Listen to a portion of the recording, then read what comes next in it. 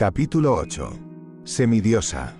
Aquella tarde estaba sentado junto a Rosalía, cerca del balcón de su casa, hablándole como tantas veces de nuestro futuro. Le juraba amor eterno, le prometía felicidad, y como todo enamorado estaba seguro de que el mundo se acomodaría a nuestros deseos. Pero, de pronto, el sonido de un carruaje deteniéndose frente a la casa interrumpió todo. Nos asomamos, y entonces la vi. Descendió del coche una joven, cuya presencia imponía, alta, elegante, de cabellos dorados y ojos azules, con una belleza que no solo se veía, sino que se sentía. Era Matilde Espinosa de los Monteros. Rosalía corrió a recibirla. Yo me quedé inmóvil, observando, comparando, sintiendo algo nuevo, algo incómodo. Porque entonces lo comprendí. Mi Rosalía, la mujer que yo amaba, estaba allí, arrodillada, ajustando el vestido de aquella dama. Era su costurera, y en ese instante, algo se quebró dentro de mí. No fue el amor, no. Fue el orgullo. Cuando Matilde se marchó, Rosalía la defendió. Me habló de su bondad, de su generosidad, pero yo no podía escucharla.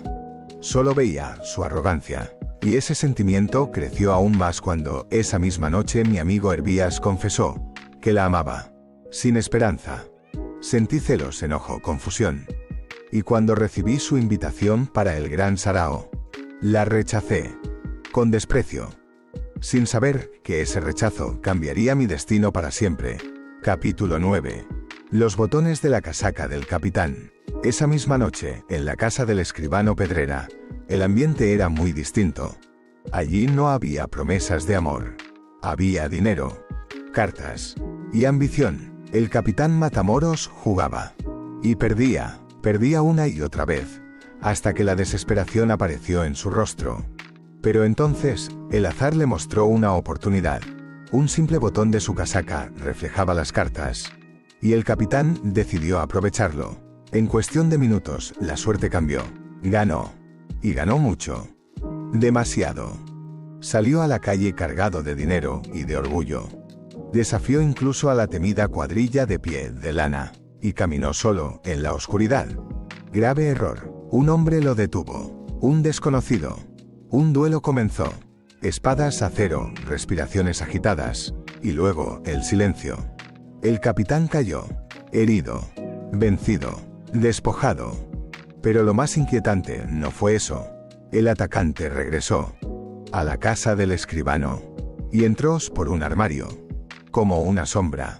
Como un secreto. Entonces, sin saberlo aún, el mundo comenzaba a mostrarme su lado más oscuro.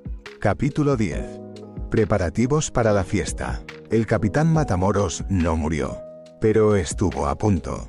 Durante días luchó entre la vida y la muerte, y Rosalía no se apartó de su lado, y para mi sorpresa, tampoco Matilde. La vi allí, distinta, callada, paciente, humana, pero aún así, no pude acercarme a ella. Algo en mí se resistía, y ella también lo sentía. Entre nosotros crecía una distancia invisible. Rosalía intentó unirnos, pero fue inútil. Mientras tanto, la ciudad murmuraba. Se hablaba de la cuadrilla de Pie de Lana, de su jefe invisible, de sus crímenes. El miedo comenzaba a recorrer las calles. Y en medio de todo, mi vida seguía. Recibí un honor: llevar el pendón real en la fiesta de Santa Cecilia. Y poco después, ocurrió algo que me conmovió profundamente. Un caballo magnífico fue llevado hasta mi puerta. Y con él una nota. De parte de la persona que se interesa por usted. Mi padre, dije. Y sentía gratitud. Pero esa misma noche todo cambió. Estaba en mi habitación cuando lo vi. Un ojo real, observándome desde un cuadro. Inmóvil, vivo. Me acerqué, levanté la pintura. Nada, solo una pared. Pero ya no podía ignorarlo. Algo no estaba bien en aquella casa, los pasillos, las visitas nocturnas, el escribano, la mujer encerrada, todo era demasiado extraño. Y sin embargo, no investigué, no insistí, no quise ver más, porque al final miré el caballo, pensé en la fiesta. Y olvidé el misterio. Así es la juventud, comrade. Un instante cree descubrir la verdad, y al siguiente, la cambia por una ilusión. Capítulo 11. El paseo. Aquel día, debo confesarlo, sentí por primera vez el vértigo de la fama. A la 1 de la tarde ya estaba vestido con mi uniforme. El sable, el cinturón, todo en su sitio, y afuera, mi caballo. Aquel magnífico corcel árabe piafaba con impaciencia, como si supiera que ese día no sería uno cualquiera. Pero lo que ocurrió después superó cualquier imaginación. Golpes en la puerta.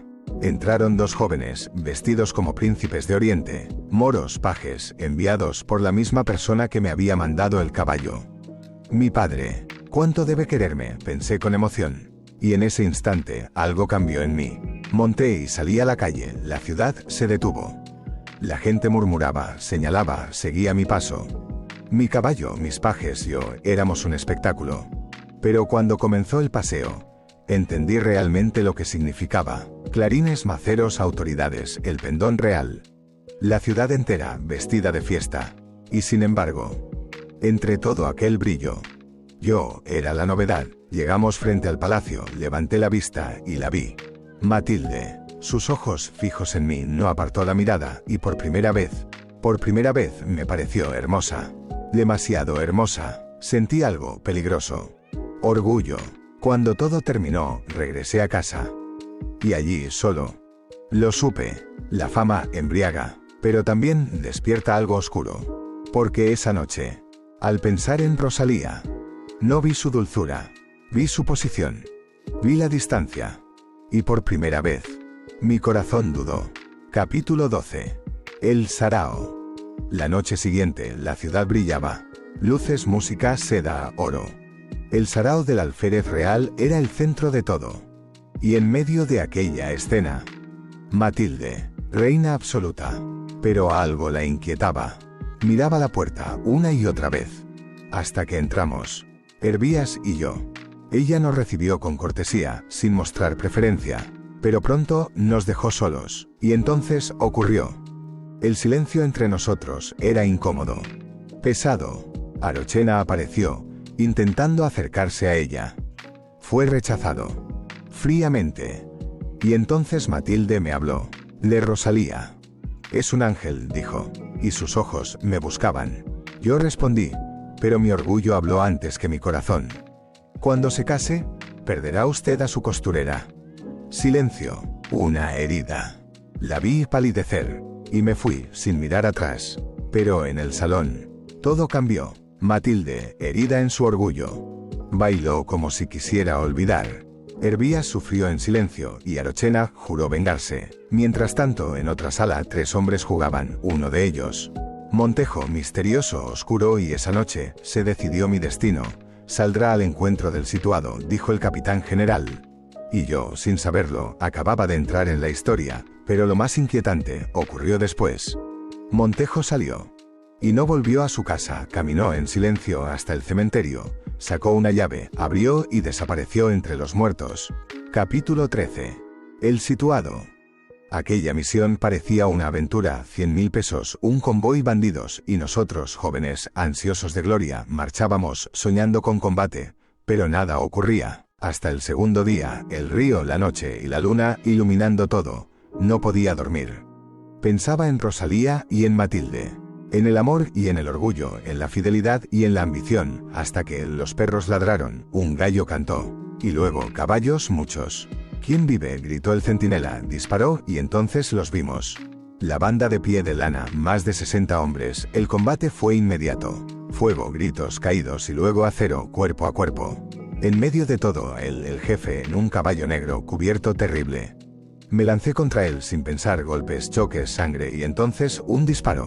Sentí el impacto, caí, oscuridad. Pero recuerdo algo, una figura, bajando del caballo, acercándose a mí, como si le importara, luego nada, cuando desperté seguía vivo. Un extraño me había salvado, un hombre misterioso, que desapareció sin dejar rastro. 3 días después regresé a la ciudad, y todos hablaban de mí, de mi valor, de mi combate, de mi herida. Pero yo sabía la verdad, la fama no era por el caballo, ni por el paseo, era por la sangre, y sin darme cuenta, me estaba convirtiendo en el hombre que el destino había elegido. Capítulo 13. El situado. Aquella misión comenzó como una promesa de gloria y terminó marcando mi destino. El situado del rey, 100.000 pesos. Un tesoro. Y nosotros, jóvenes, impacientes por demostrar nuestro valor. Marchábamos por el camino de San Salvador, imaginando emboscadas, soñando con combate. Pero la realidad no siempre cumple los sueños. Hasta esa noche. El campamento, el río, la luna iluminando las montañas. Y yo sin poder dormir. Pensando en Rosalía. En su dulzura. Y también en Matilde. En su orgullo. En el amor. Y en la ambición. Hasta que los perros ladraron. Un gallo cantó. Y luego, caballos, muchos.